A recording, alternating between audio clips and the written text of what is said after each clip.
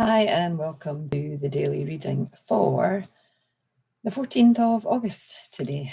All right, 14th of August's reading is coming from this little book, Affirmations for the Inner Child by Rokelle Lerner, who is also the author of Daily Affirmations for Adult Children of Alcoholics. So, August 14th is titled Social Life. I can create a satisfying social life. I will celebrate my attractiveness as a person by creating a satisfying social life for myself. Outings, parties, and entertainment in the company of others can enrich my life. Social life was virtually non-existent when I was a child. Inwardly consumed by their own pain and shame, my addicted parents isolated themselves from the rest of the world. Because life at home was too unpredictable, I rarely risked inviting any of my friends to visit me. As a result, I grew to adulthood without any real experience of a normal, satisfying social life. I often spent my leisure time alone because social events were simply too uncomfortable for me. As I grow towards wholeness, I feel the desire to be with others. I find that enjoying the company of friends fills deep needs in my soul. Today, I will go about the business of creating a satisfying social life. Well, this is an interesting one because I've just done a meditation this morning, trying to do some healing on my inner child, and it brought back, lots of painful memories of the playground and my very, very young life on this earth. I rarely risked inviting any of my friends to visit me at home. It's an interesting one because when I was at junior school, our parents owned their home. So our house was kind of the big house, the mansion, most of the other kids lived in council houses, but we owned our home. So it was kind of, I was the posh kid almost. And then when I went to high school, I went over to high school on the other side of town. And I was from the rough neighborhood.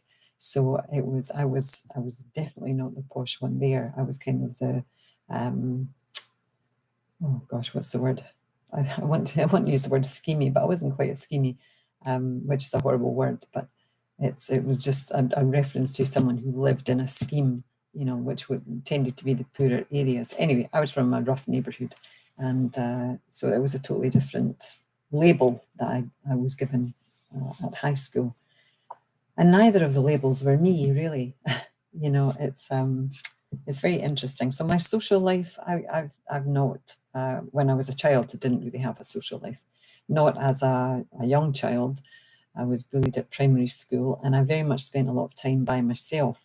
My brother and sister had best friends, and they were out playing, and I was at home playing Lego by myself, or doing painting by numbers, or writing stories.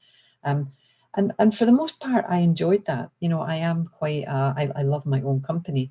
And I think my personality, when I try and think about how I was before the world changed me, I think I was very much a private child. I enjoyed my own company. I liked to be alone. So there's a flower remedy that ties in with that called water violet. But then there's another one because I have very early memories of not wanting to have any conflict. And there's another remedy that is about that great avoidance of conflict and putting on a brave smiley face and pretending everything's okay. So that's agrimony. So at the moment, in my recent kind of work on myself, that's my two contenders, the brave smiley face, or the proud private person. So that's my own investigations. But back to your reading. Yeah, I think social life is an interesting one because I don't really have a social life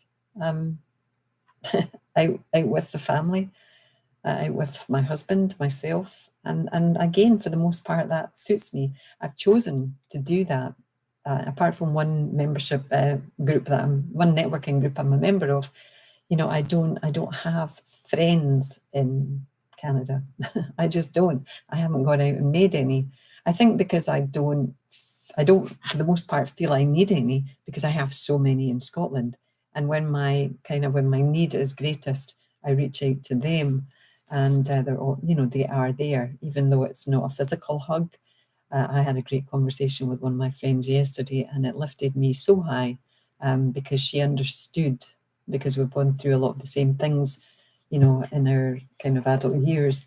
She understood what I was saying, and I know I've always got someone that will understand me if I reach out and ask for help or ask for guidance or just connect with them. So this hasn't been very much about social life, and I apologise for that. But I usually go where my voice takes me. So 5 minutes is up. Namaste, and I will see you soon. Bye.